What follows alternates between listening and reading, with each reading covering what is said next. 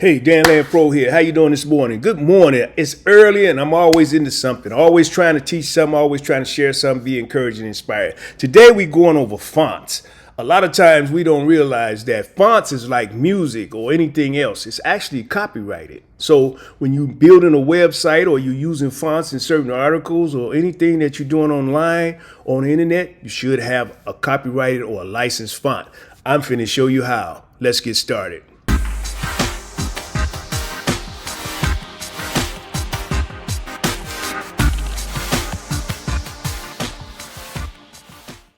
We're going to go over the Google Fonts.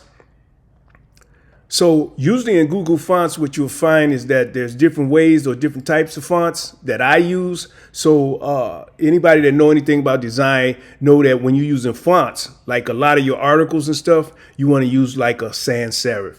A lot of your titles and things like that, where you may be trying to emphasize something or really bold something out, you want to use just a plain serif.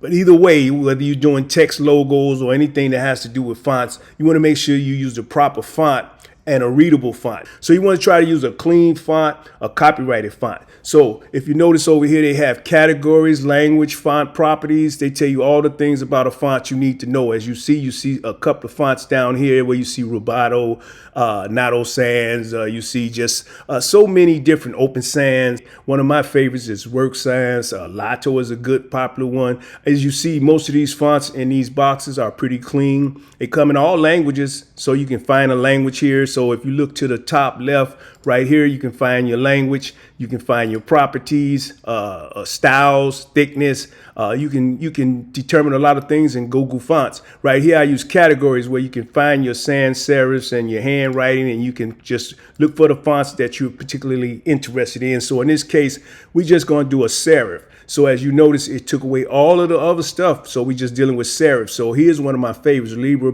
Baskerville. I really love this font and I use it in a lot of things. So I'm going to show you how I downloaded this font when I want to use this font. So you just click on the particular font and it'll show you, see how it could be used in sentences, how it looks in paragraphs at different weights, different sizes, styles, and it'll tell you what's available. So when you finally decide that you want to download a font, all you have to do is go up here to the top right where it says download family. So I can download the font family and it'll give me an indication of the ones in this family that I might want to download. So now once I hit that, I go down to the bottom left here where you see that's downloaded.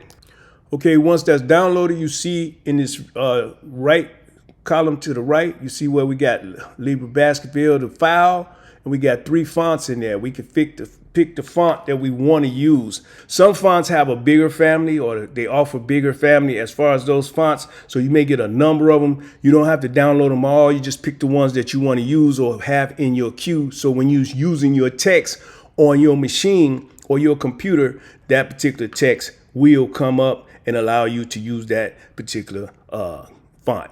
And then you have approval and you have the license from Google Fonts or Adobe Creative Cloud or whichever platform you're using, so you won't run into any future trouble when you start going big on the internet. Hey, I'm Dan Land Pro. I always got something good for you. Today it was fonts and some of the things you may not have knew about fonts. Till next time, make sure you go over to Steppers Express, hit that subscribe and that like button as we continue to bring you videos and tutorials on how to do stepping video and design. Till next time, peace.